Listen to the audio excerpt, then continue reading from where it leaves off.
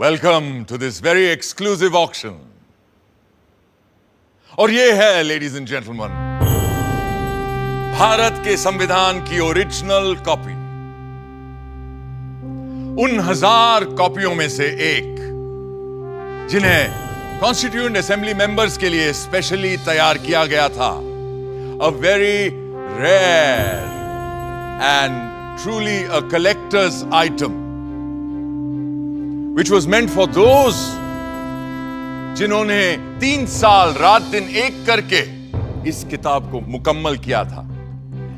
पेश करते हैं ladies and gentleman, the constitution of India, Bharat का संविधान।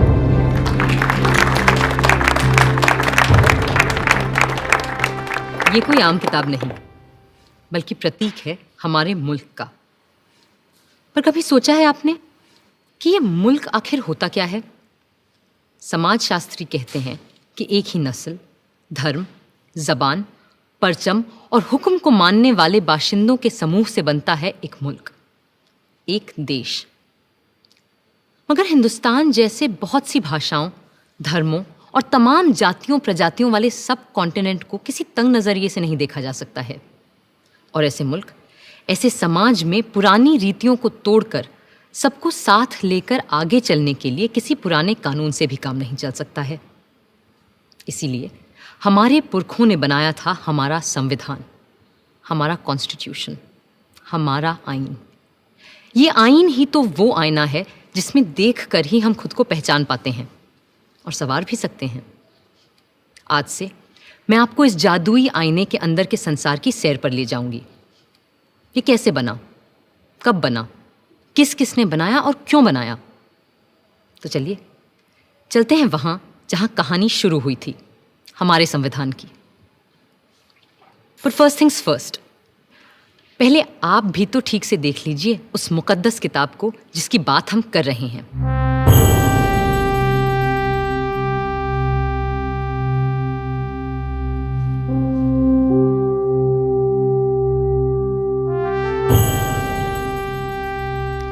शांति निकेतन के प्रसिद्ध चित्रकार श्री नंदलाल बोस की रहनुमाई में कई कलाकारों ने भारत के इतिहास, पुराण और लोक कथाओं की छवियों से इस ग्रंथ को सजाया था। और प्रेम बिहारी नारायण रायजादा जैसे खुशखत कातिबों ने इसे अपने कलम से निखारा था।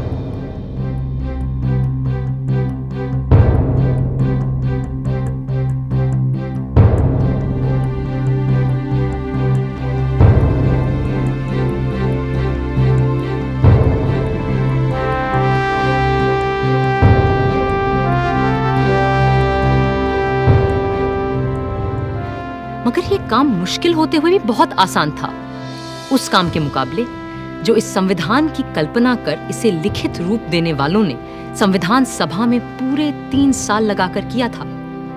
क्योंकि वह कल्पना केवल एक किताब की नहीं थी, वह तसव्वुर था एक नए मुल्क का, एक नए समाज का, एक ऐसी नई संस्कृति का जो इससे पहले इस संसार में कभी देखी नहीं गई थी।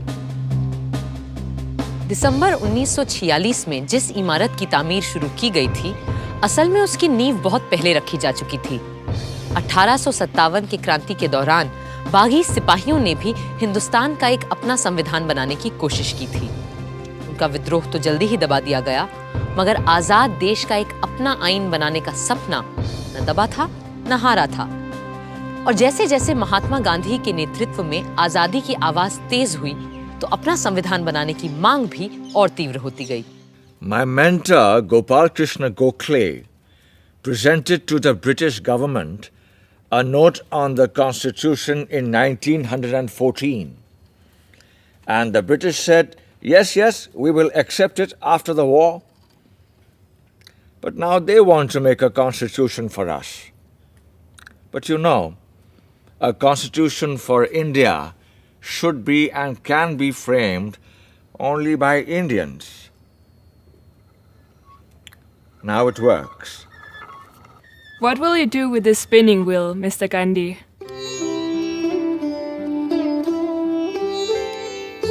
This is my secret weapon to drive the English rulers away so that we will have the power to make our own constitution. अब गांधी जी की सरपरस्ती में इतिहास ने दोबारा हमें एक नए भारत को गढ़ने का मौका दिया था। कांग्रेस नेता और आला वकील पंडित मोतीलाल नेहरू ने 1928 में एक रिपोर्ट तैयार की जिसे नेहरू रिपोर्ट या स्वराज संविधान के नाम से भी जाना गया। और उनके बाद जब उनका बेटा जवाहर कांग्रेस का सदर बना तो उस युवा नेता ने हिंदुस्तान के अपने संविधान के सपने को और शदीद तरह से सबके सामने रखा।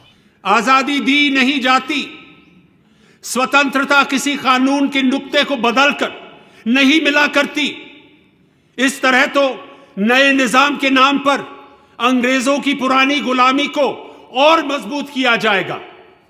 सच्ची आजादी तब मिलेगी जब हम अपनी चुनी हुई संविधान सभा के जरिए खुद अपने देश का संविधान सोचेंगे, अपना आईन तय करेंगे, अपना कॉन्स्टिट्यूशन बनाएंगे।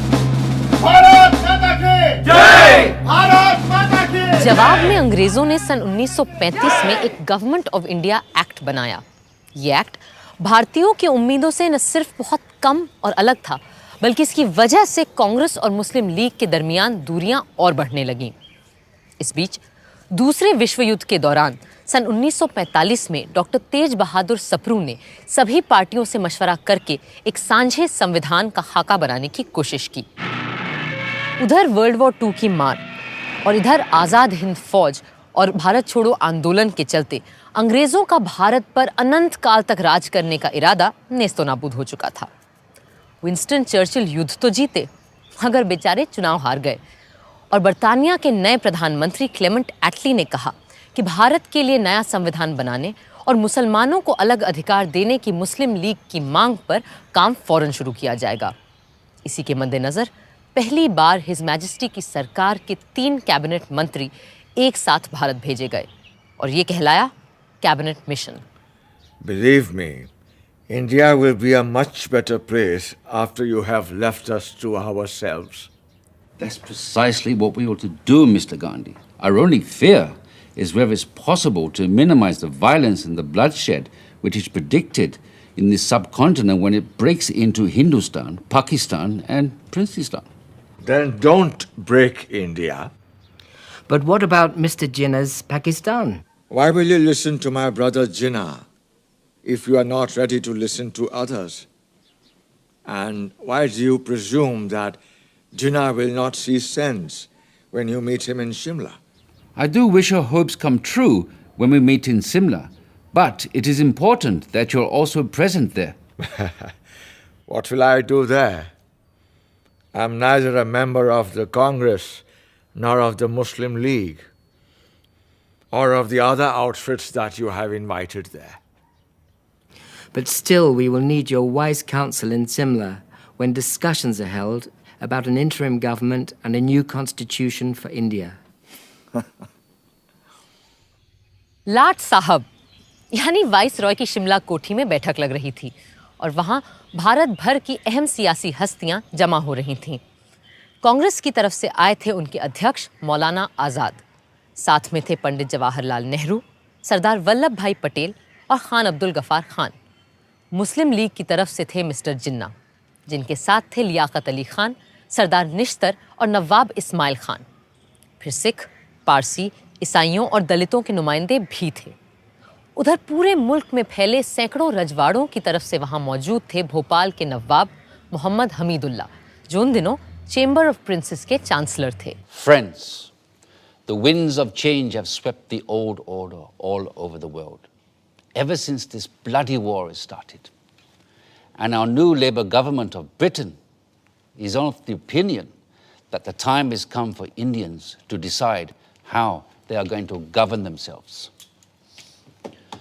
And the purpose of this meeting is to have discussions with all of you.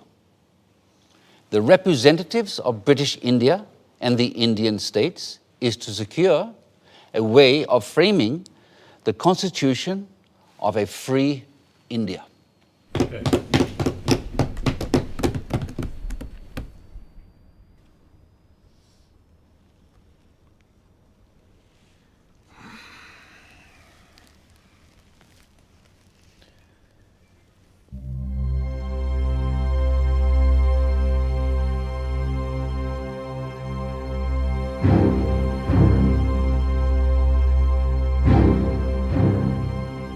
जिन्ना साहब को ये बात नागवार गुजर रही थी कि जिसे वो महज हिंदुओं की पार्टी मानते थे, उस कांग्रेस के आधे नुमाइंदे मुसलमान थे और उनकी रहनुमाई भी एक मुसलमान ही कर रहा था। शिमला की ठंडी आबो हवा का ऐसे माहौल में गर्म हो जाना लाजमी था। मैं और मेरे साथी इस वक्त यहाँ पूरे हिंदुस्तान की आज़ादी की पेशकश लिए मौजूद हैं। बाकी मसाइल दोयम हैं जो हम बाद में भी तय कर सकते हैं। अपनी कॉन्स्टिट्यूएंट असेंबली में जो जमा होगी एक आज़ाद हिंदुस्तान के ख्वाब की ताबीर करने के लिए।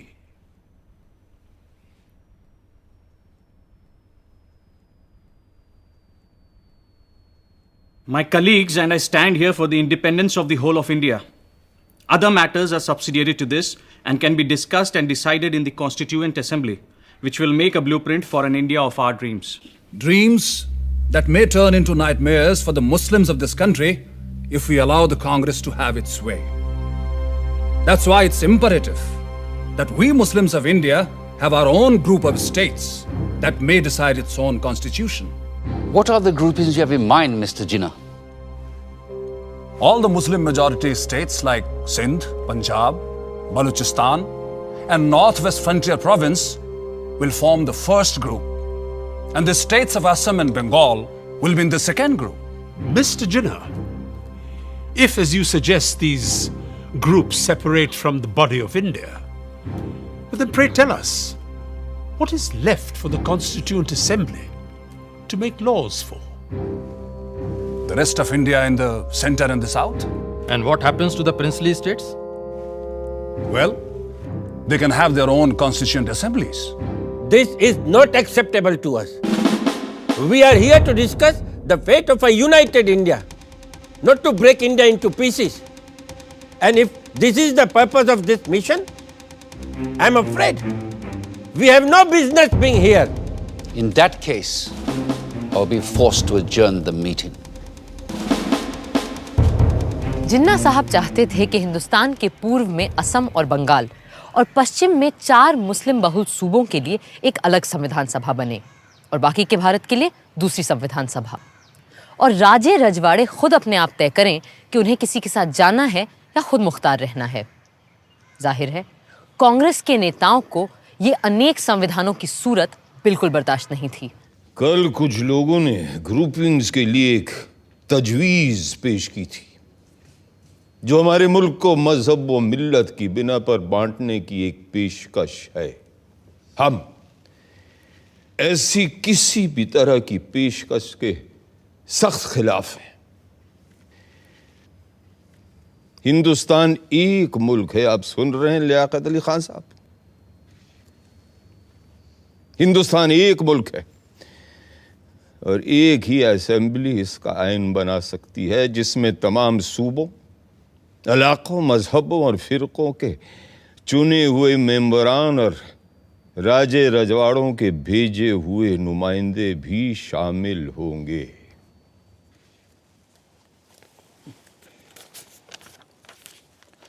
References were made yesterday to groups of provinces arranged on communal lines.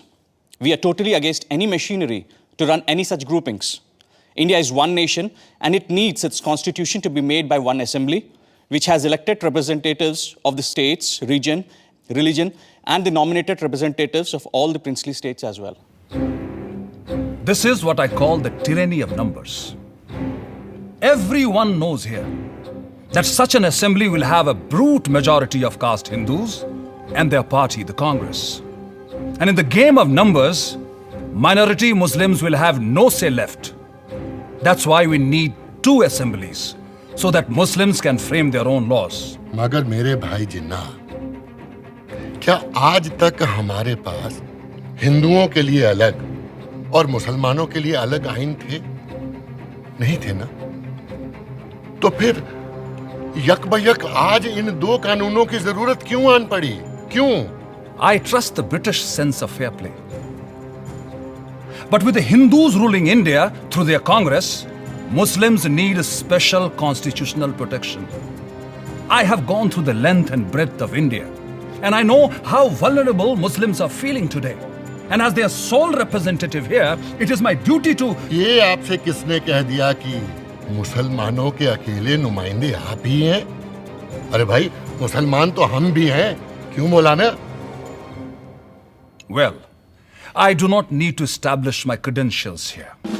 Because the Muslims of this country know who stands here for their rights and who here is a paid quisling Muslim masquerading as their representative. I take strong objection to such a remark being made about my esteemed colleague. Mr. Jinnah, if I've got you right, you need these groupings because of the communal mistrust that exists in this country. That's perfectly right, Sir Stafford. Muslims cannot be a part of a constituent assembly which will be dominated by caste Hindus. May we deal with first things first, please, which is to dispose of the problem of the Indo-British relationship. For that, we need to make our own constitution for a free India. The communal problem can be dealt with later. Later? Later, there'll be no Muslims left alive in India if Congress is given its way. And that is unacceptable to me. If Mr. Nehru doesn't like the idea of groupings of states within the same India, then it will be better to have two Indias. One for Hindus and another for Muslims. Hindustan and Pakistan. And a Princestan, the federation of the princely states. This is ridiculous.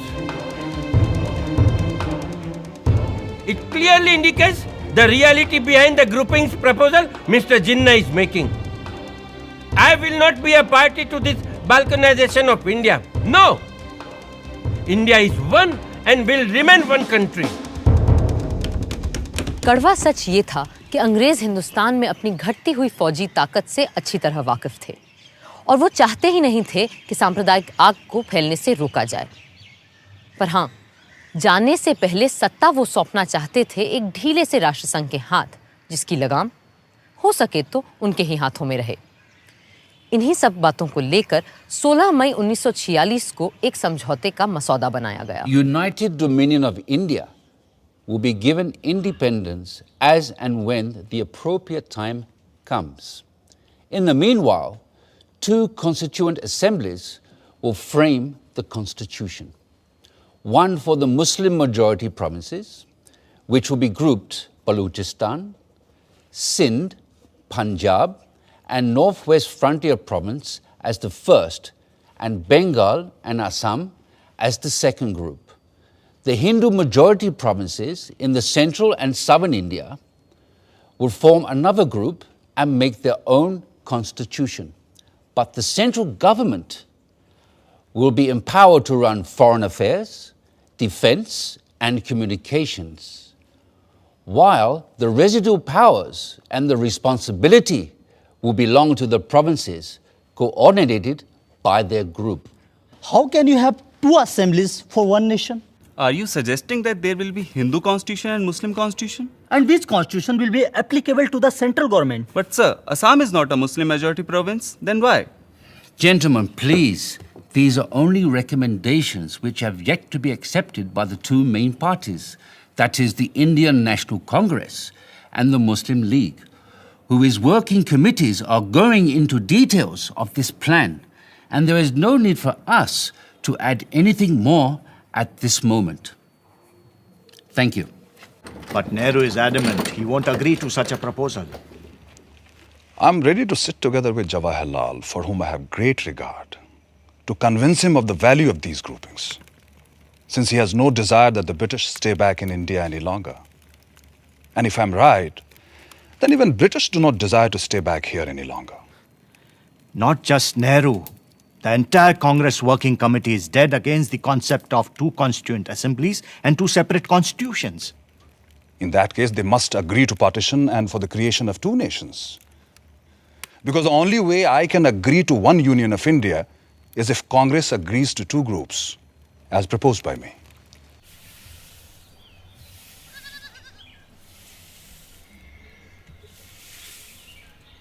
Bapu, working committee ने जिन्ना साहब की groupings की तजवीज़ के खिलाफ एक resolution pass किया है।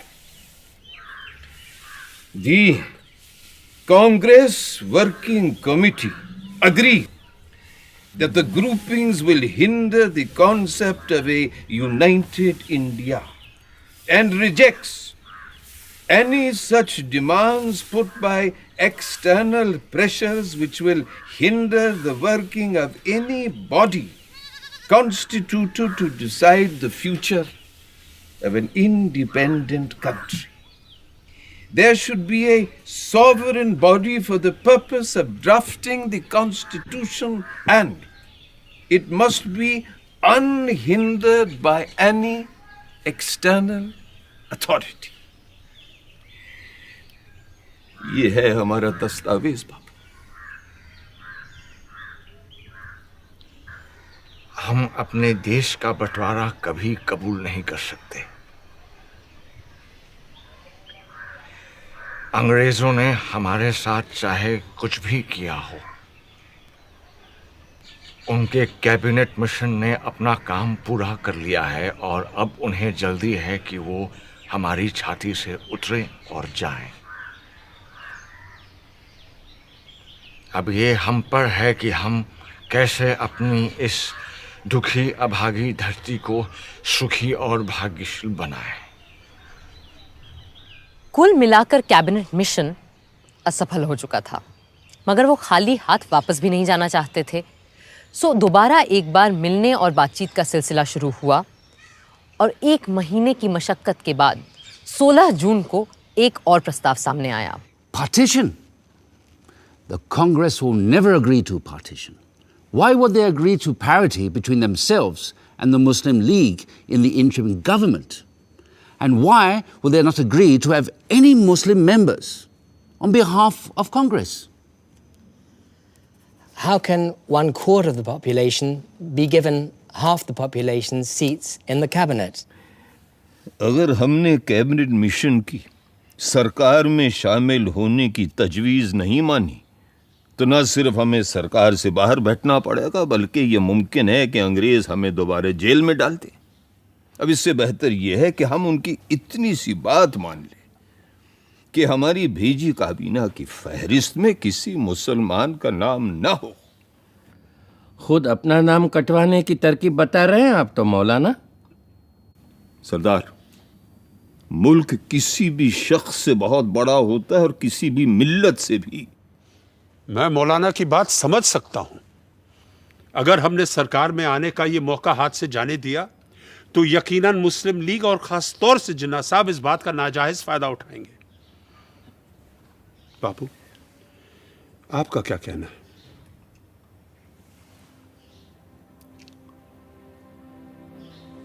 मैं किसी फायदे या नुकसान की बात नहीं जानता। मैं वही बोलूंगा जो मेरी आत्मा का कहना है, और मेरा मानना यह है कि जिन्ना साहब के डर से या सरकार में शामिल होने की जल्दबाजी में अगर हमने कांग्रेस की सूची से मुस्लिम भाइयों के नाम काट दिए तो हम में और उनमें अंतर क्या रह जाएगा?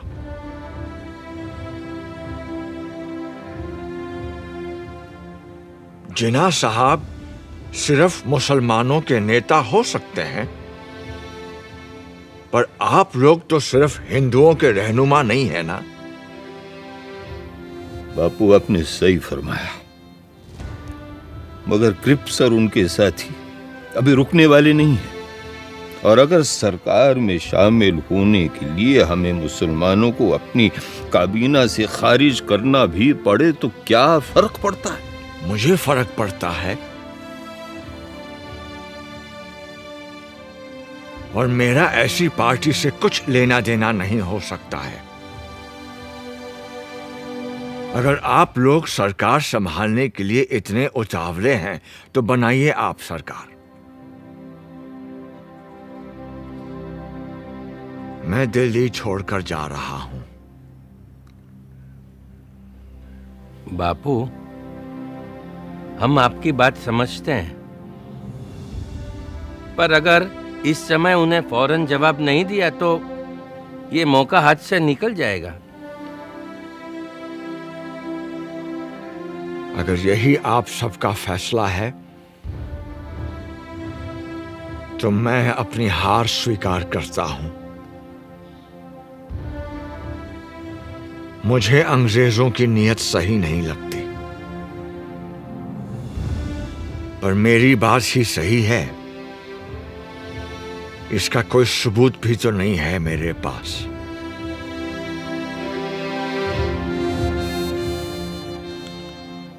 अगर आप सबकी आज्ञा हो तो मैं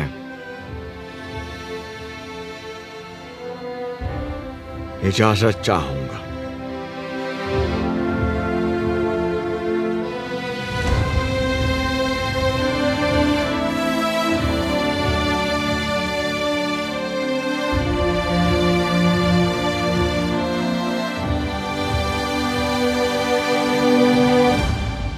तो अब हम बापू को जाने दें।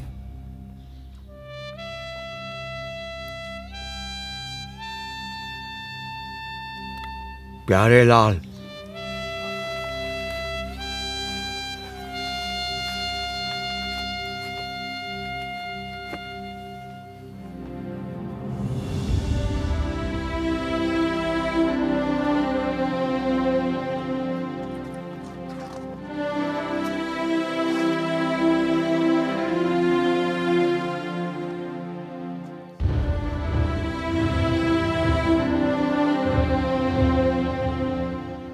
यूं नया संविधान बनाना तय हो गया, और ये भी कि जिन्ना साहब की तजवीज़ के खिलाफ सिर्फ एक संविधान सभा मुल्क का रूप स्वरूप तय करेगी। जाहिर है कोई इस व्यवस्था से पूरी तरह खुश नहीं था, मगर जिन्ना साहब पर तो जैसे गाज गिर गई थी, और वो अपने मुखालिफों को आसानी से बख्शते नहीं थे। We have been betrayed by Viceroy Webel. Viceroy Webel ने हमारे साथ दगाबाजी की है। Cripps has debased his talents, and Pethick Lawrence has proved to be a treacherous man. Cripps ने अपने हुनर का गलत इस्तेमाल किया है। पेथिक लॉरेंस ने हमारी पीठ में छुरा भोंका है। Breaking all the norms of decency, they have invited the Congress, which had earlier refused the offer to join the interim government without even consulting us. भलमनसियत के सारे पैमाने तोड़कर कांग्रेस को सरकार में शामिल कर लिया गया, जबकि कांग्रेस ने पहले साफ साफ इनकार कर दिया था। और ऊपर से तुर्रा ये कि ये सब बिना हमसे पूछे, बिना हमारी इजाजत लिए बगैर किया गया है। In such a situation, if I have to safeguard the interests of the Muslims of this subcontinent, then I'm left with no choice but to bid goodbye to constitutional methods. इस सूरत में अगर मुझे मुसलमानों की इज्जत, गैरत और हुकूक को बचाना है, तो मेरे पास कोई और सूरत ही नहीं रहती सिवाय इसके कि हम कॉन्स्टिट्यूशनल यानी आईनी तरीकों को ताक पे रख दें। The Hindu Congress has time and again employed the weapon of mass struggle to intimidate us, and the British have held their arms and authority to crush us. हिंदुओं की कांग्रेस हमेशा अवामी जद्दोजहद के नाम पर हिंदुओं के हुजूम से हमें डराती आई है, और अंग्रेज हुक्मरान अपनी बंदूकों, बेतों और बेनटों से हमें कुचलते आए हैं। Today, we too have forged a weapon and are in a position to use it. अब हमने भी अपना हथियार तैयार कर लिया है और हम इसका इस्तेमाल भी जानते हैं। I call upon all the Muslims of this country to take to direct action. आज मैं हिंदुस्तान के सारे मुसलमानों से डायरेक्ट एक्शन की अपील करता हूँ। From Friday the 16th of August, we will resort to direct action till we have achieved our cherished goal, our Pakistan. ऐ अल्लाह के नेक बंदो, आने वाले जुमे 16 अगस्त से हम सीधी आर पार की लड़ाई लड़ेंगे। डायरेक्ट एक्शन और हथियार तभी रखेंगे जब मंजिल मखसूस सामने दिखाई देगी, यानी हमारा प्यारा पाकिस्तान। पाकिस्तान पाकिस्तान पाकिस्तान। मगर कायदे आजम, क्या हमारा डायरेक्ट एक्शन नॉन वायलेंट होगा? I am not going to discuss ethics here. और आप सभी लोग जानते हैं कि मुझे गांधी की अहिंसा वहिंसा में कोई यकीन नहीं है। कायदे आजम मोहम्मद अली जिन्ना। बातचीत, सुलह सफाई, रूठने समझाने मनाने के 2 महीने यकबयक खत्म हो गए। कैबिनेट मिशन वापस लौट गया और हिंसा के बादल चारों तरफ मंडराने लगे।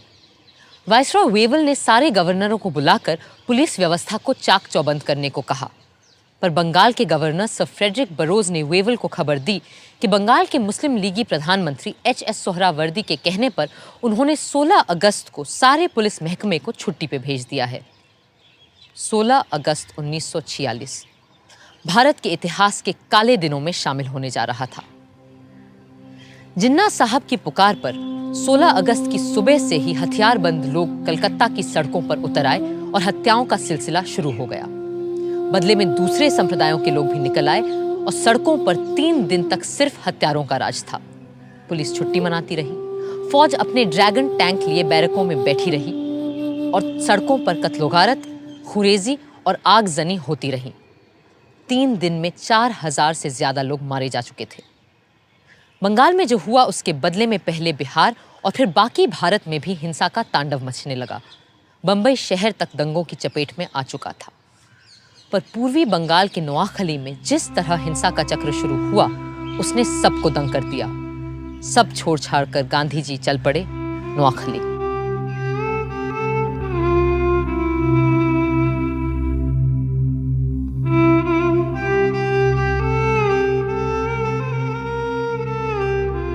लाट साहब वेवल का मानना था कि हिंदुस्तानियों के साथ मिलकर बनी सरकार ही इस गृह युद्ध जैसी स्थिति को रोक सकती है।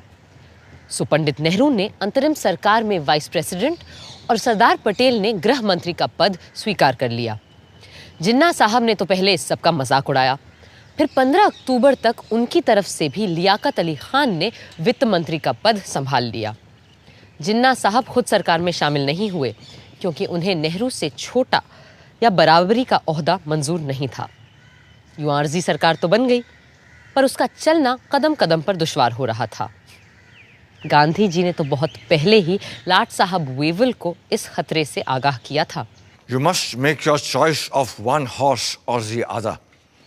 You will never succeed in riding 2 at a time. Choose the names for the interim government from names submitted by the Congress or the League. For God's sake, do not make an incompatible mixture, and in trying to do so, produce a fearful explosion. Even a government headed by the League is not going to damage India. But I'm not ready to accept the division of Congress as Hindu and League as Muslim. No.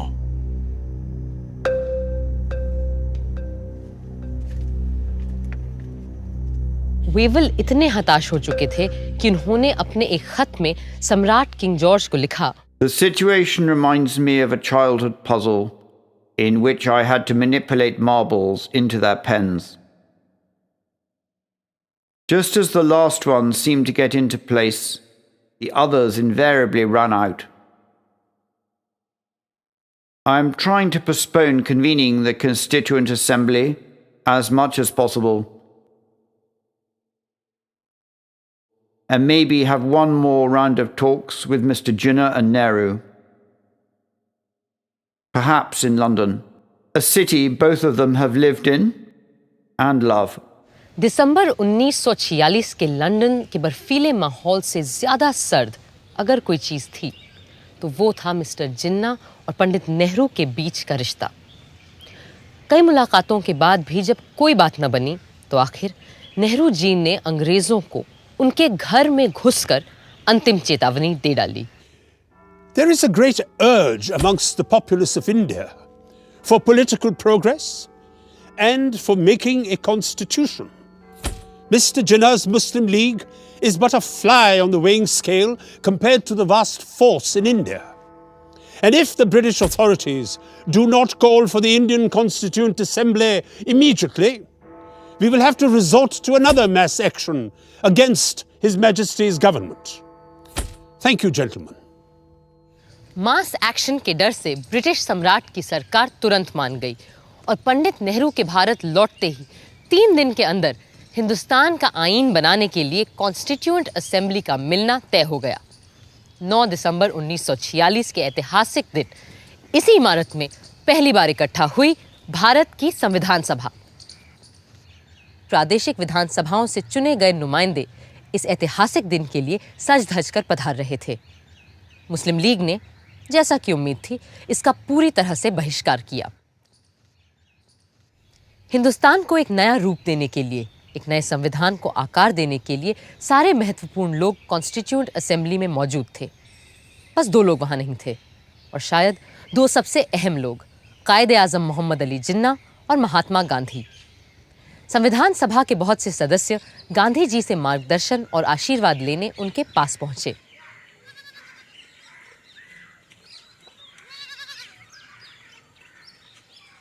आइए आइए जगजीवन बाबू, मुझे पता है हम चाहे दुनिया का सबसे सुंदर संविधान क्यों न बना लें, पर वो भी बेकार साबित होगा अगर उसे अमल में लाने वाले लोग ना हुए।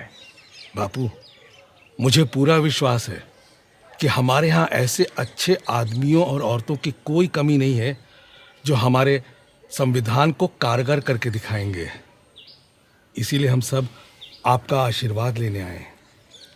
बापू के आशीर्वाद हमेशा तुम्हारे साथ है, पर आज मैं तुम्हें एक तावीज़, एक टोटका दूंगा जो शायद तुम्हें सही संविधान बनाने में मदद करे। आप और तावीज़? बापू, मुझे लगता था आप तंत्र मंत्र यंत्र में विश्वास नहीं रखते। पर इस मंत्र पे पक्का विश्वास है मेरा। जब कभी अपने आप को शंका में घिरा पाओ तो इस परीक्षा को अपनाना। सबसे दीनहीन, गरीब, कमजोर इंसान जिसे तुमने देखा हो, उसका चेहरा याद करना और स्वयं से पूछना, जो मैं करने जा रहा हूं, क्या इससे उसका भला होगा? इस कदम से क्या उसे कुछ मिलेगा या नहीं? इससे क्या वो अपने भाग्य और जीवन को सुधार पाएगा या नहीं? या यूं कहो, ऐसे करोड़ों को स्वराज मिलेगा या नहीं जो तन और मन की भूख से तड़प रहे हैं, जिनके पेट भी खाली है और हृदय भी। फिर देखना, तुम्हारी सारी शंकाएं छूमंतर हो जाएंगी।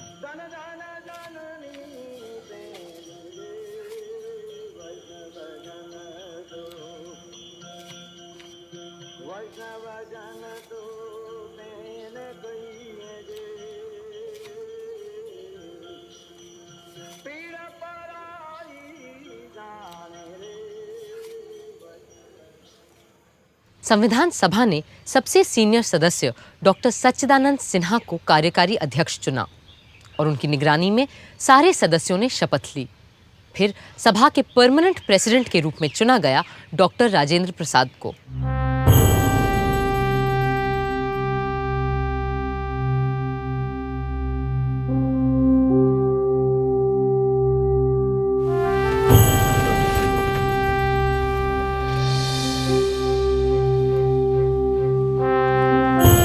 Hip hip hip hip hip.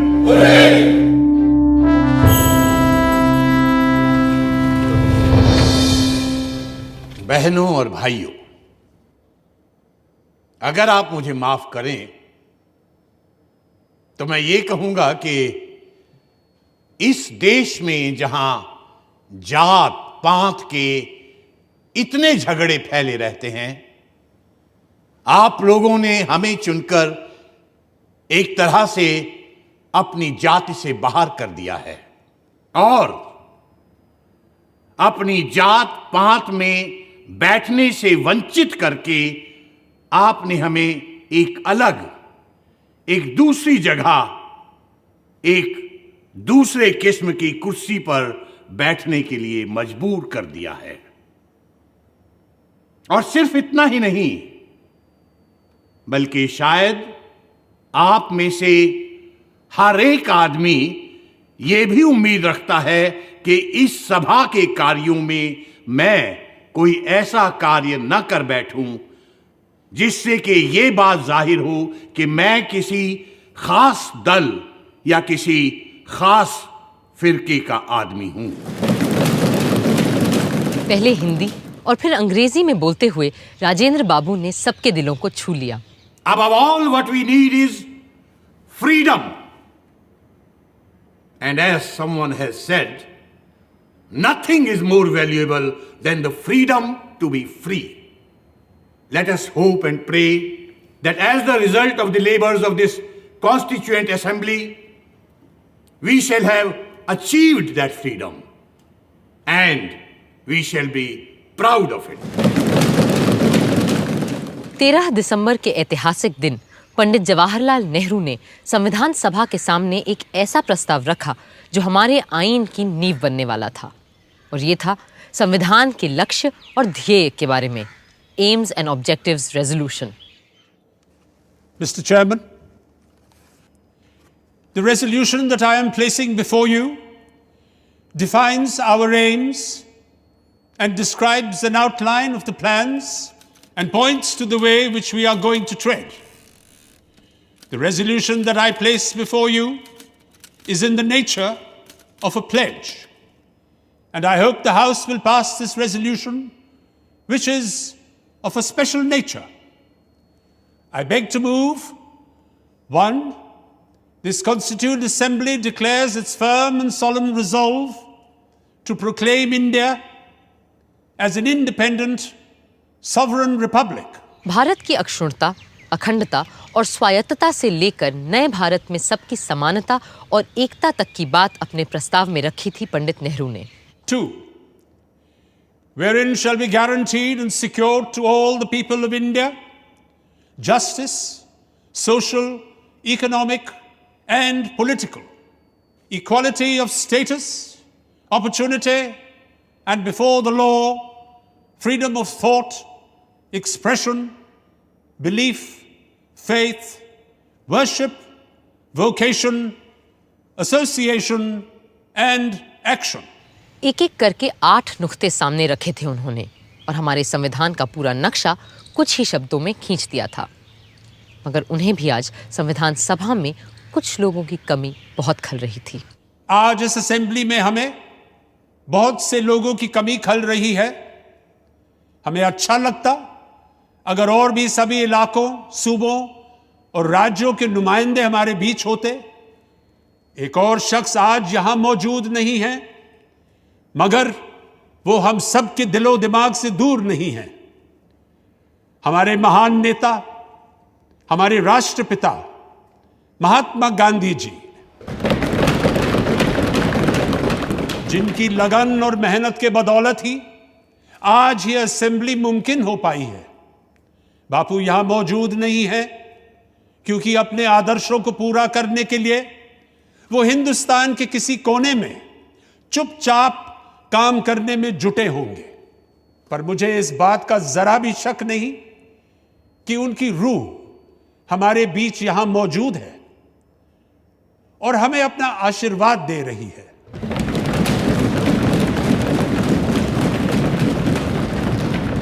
I also think of the various constituent assemblies that have gone before us, when the fathers of the great American nation met and fashioned out a constitution that has stood the test of time for more than a century and a half.